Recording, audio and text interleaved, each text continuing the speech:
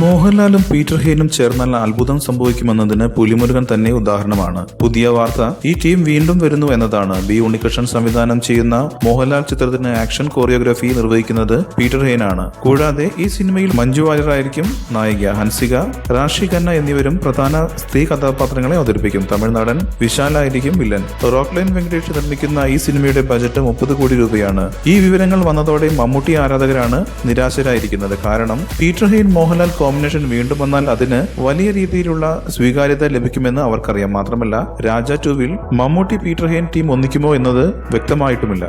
കൂടുതൽ സിനിമാ വാർത്തകൾക്കും വിശേഷങ്ങൾക്കും ഇപ്പോൾ തന്നെ സബ്സ്ക്രൈബ് ചെയ്യൂ മലയാളം ക്രിയേഷൻസ്.